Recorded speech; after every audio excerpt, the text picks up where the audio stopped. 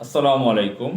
সুপ্রিয় দর্শক মণ্ডলী, অ্যাডভোকেট শিশির মনির জামাত ইসলামের একজন নেতা।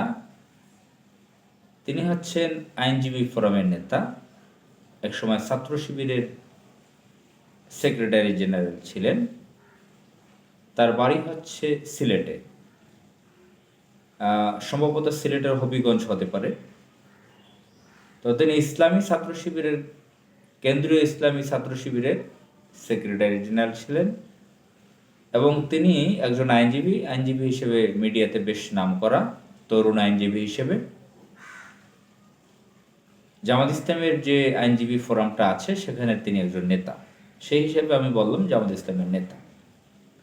কয়েক বছর আগে তিনি সাংবাদিকদের কাছে বলেছেন, যখন শেখ হাসিনা ক্ষমতায় ছিলেন, একটা কথা স্পষ্টভাবে বলেছিলেন যে আমাদের এত হাজার আইনজীবী আছে বাংলাদেশে, সম্ভবত 4,000-এর কথা বলেছিলেন। তো আমরা জামাত ইসলামের লোক, এই আইনজীবীরা, আমরা জামাত ইসলামকে আর্থিক সহযোগিতা করি, কোর্ট আনকোর্ট ইত্যাদি। এই কথাটা তিনি যখন বলেছিলেন তখন মানুষজন ইতিবাচকভাবে নিয়েছিলেন যে জামাত ইসলামীর লোকজন এরকম হওয়া চাই। তারা বিভিন্ন প্রতিষ্ঠানে থাকবে, স্পষ্ট করবে তাদের কোথায় লোকজন আছে, একে অপরকে চিনবে, জানবে। এটা একটা উত্তম দিক। শিশির মনিরের এই কথাটা ইতিবাচকভাবে নিয়েছিলেন অনেকে। কারণ হচ্ছে জামাত ইসলামের অনেক প্রতিষ্ঠানে লোক আছে, অনেক ইনস্টিটিউশনের লোক আছে, কিন্তু তারা সাহস করে বলতে পারেন না। কোনো কোনো কারণে কৌশলগত কারণে বলা হয় না। ইসলামী আন্দোলনের বিরুদ্ধে সকল সময় বাতিল শক্তি ষড়যন্ত্রে লিপ্ত থাকে। আবার অন্যদিকে পরিচয় দেওয়া যায়, বলা যায়, কিন্তু তারপরে বলে না হীনমন্যতায়, ভয়ে, এসব কারণে। তো যাই হোক, শিশির মোহাম্মদ মনির বিভিন্ন নামকরা মামলাগুলো চালিয়েছেন। আমরা ইলেকট্রনিক্স মিডিয়াতে, প্রিন্ট মিডিয়াতে তার নামগুলো দেখে থাকি গত কয়েক বছরে। তিনি জাপানের একটা ঘটনা, বাংলাদেশের সাথে যে বিবাহ বন্ধনে আবদ্ধ হয়েছে জাপানের কোনো নারী বাংলাদেশের কোনো ছেলেকে বিয়ে করেছিলেন, তাদের সন্তান হয়েছিল, সেটা নিয়ে যে একটা ঝামেলা হয়েছিল সেগুলো আপনারা জানেন। সেটার মামলায় লড়েছেন শিশির মনির। এবং লুৎফুজ্জামান বাবরের মামলাও নাকি তিনি নিয়েছিলেন। বহু মামলা তিনি চালিয়েছেন। তো সম্প্রতি কথা উঠেছে তিনি এমন একটা মামলা নিয়েছেন, এমন একটা সেন্সিটিভ মামলা, সেটা হচ্ছে শহীদ আবরার ফাহাদ। আপনারা জানেন BUET Bangladesh engineering, BUET Bangladesh engineering, Bangladesh university of engineering of technology, এই যে বুয়েট বাংলাদেশ প্রকৌশল বিশ্ববিদ্যালয়, এখানের ছাত্র শহীদ আবরার ফাহাদকে যে নির্মমভাবে পিটিয়ে মেরে ফেলেছিল ছাত্রলীগের সন্ত্রাসীরা, আওয়ামী লীগের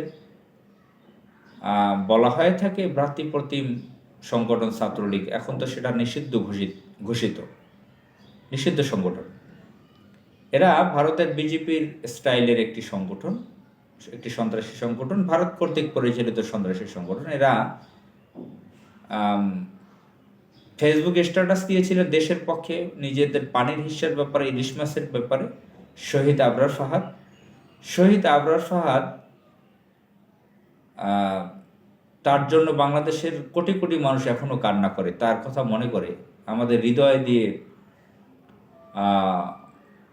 কান্না চলে আসে। তার কথা যখন মনে করি, পিলখানায় যারা শহীদ হয়েছেন, শহীদ আবরার ফাহাদের ঘটনা, এগুলো শুনলে আমাদের হৃদয়ে নড়ে ওঠে, কষ্ট লাগে। তো শহীদ আবরার ফাহাদকে যারা পিটিয়ে মেরে ফেলেছে, তাদের কয়েকজনের মামলায় নাকি লড়েছেন, আইনজীবী হয়েছেন শিশির মনির, অ্যাডভোকেট শিশির মনির। এটা নিয়ে আমাদের সামাজিক যোগাযোগ মাধ্যমে প্রচণ্ড রকমের সমালোচনা চলছে। এদিকে শিশির মনির, অ্যাডভোকেট শিশির মনির পক্ষেও সামাজিক যোগাযোগ মাধ্যমে লেখা দেখা যাচ্ছে। আবার অ্যাডভোকেট শিশির মনির নিজেও এর পক্ষে একটা স্ট্যাটাস দিয়েছেন। তো সামাজিক যোগাযোগ মাধ্যমে যেটা দেখা গেছে যে অ্যাডভোকেট শিশির মনির আইনজীবী হিসেবে লড়েছেন এমন ব্যক্তির যারা নাকি তাকে রক্ষা করতে গিয়েছিল, শহীদ আবরার ফাহাদকে। তারা ছাত্রলীগ করতো না, কিন্তু তারা রক্ষা করতে গিয়েছিল। যারা মেরেছিল তাদেরকে নিবৃত্ত করতে গিয়েছিল, কিন্তু সিসি ক্যামেরায় যাদেরকে দেখা হয়েছে তাদেরকে সকলকে অ্যারেস্ট করা হয়েছে। এই জন্য তাদের পক্ষে অ্যাডভোকেট শিশির মনির লড়েছে। তো এটা হচ্ছে কথা। এটা নিয়ে সারা যোগাযোগ মাধ্যম, মানে সামাজিক যোগাযোগ মাধ্যমে সিসি উঠেছে সব জায়গায়। জামাত ইসলামের লোক, শিবির করা ব্যক্তি, তরুণদের মাঝে অনেকের কাছে পছন্দের শিশির মনির, যে সিসি শিশির ভাই, এটা কি শুনলাম, এটা কি হলো, যে এটা মানতে পারে নাই যে শহীদ আবরার ফাহাদকে মানুষ এত ভালোবাসে।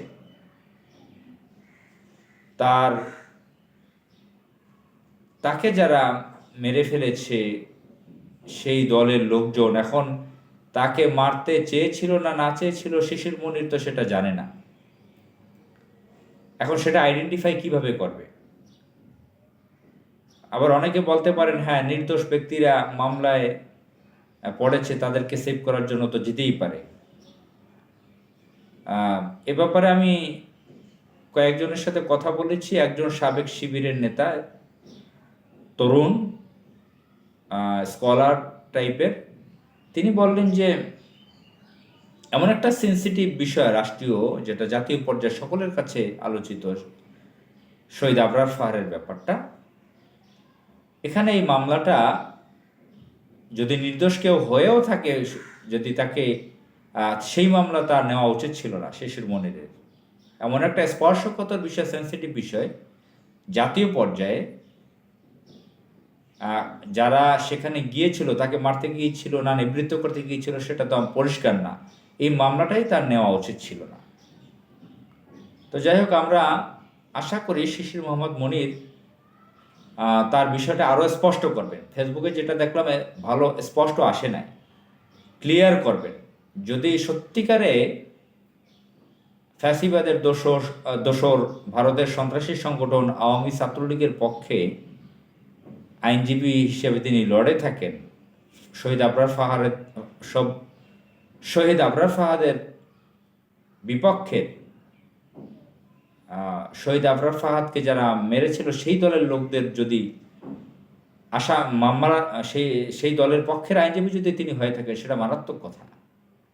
অনেকে বলেন খুবই লোভী শিশির মনির, টাকার লোভ সামলাতে পারে নাই, এই ধরনের লোক দিয়ে সংগঠনের কি হবে, এরাই সংগঠনে থাকে কিভাবে, এদেরকে বহিষ্কার করে না কেন, ইত্যাদি নানান কথা আমি শুনতে পেরেছি। তো এটা নিয়ে মানুষের মধ্যে উত্তেজনা, সমালোচনা চলছে। সাংঘাতিক একটি ব্যাপার, চরম ব্যাপার এটা যখন এসেছে। যারা জামাত ইসলামের শিবিরের বিরোধিতা করে তারা সামাজিক যোগাযোগ মাধ্যমে এভিডেন্স দিয়ে দেখিয়ে দিচ্ছে দৈনিক প্রথম আলোর রিপোর্ট থেকে যে কিভাবে শিশির মনির আইনজীবী ছিল। এদিকে সামাজিক যোগাযোগ মাধ্যমে একজনে স্ট্যাটাস দিয়েছে ভিন্ন একটি ব্যাপার। আমাদের আইনাঙ্গনের, আমাদের কোর্টগুলোতে যে আইনজীবীরা আছেন, সেখানের আইনজীবীরা টাকা গোনার জন্য তাদের চেম্বারে মেশিন রাখেন, এত টাকা তাদের ইনকাম হয়। তাহলে শিশির মনিরও সেই টাকার বান্ডিলের লোভ সামলাতে পারেন নাই, সেজন্য মামলার বাদী আইনজীবী হয়েছেন। আবরার ফাহাদকে মেরে ফেলেছে সেই গোষ্ঠীর মামলা তিনি নিয়েছিলেন। যাই হোক, আমরা আরও সুস্পষ্ট বক্তব্য তার কাছ থেকে আমরা দাবি করি। আসসালামু আলাইকুম।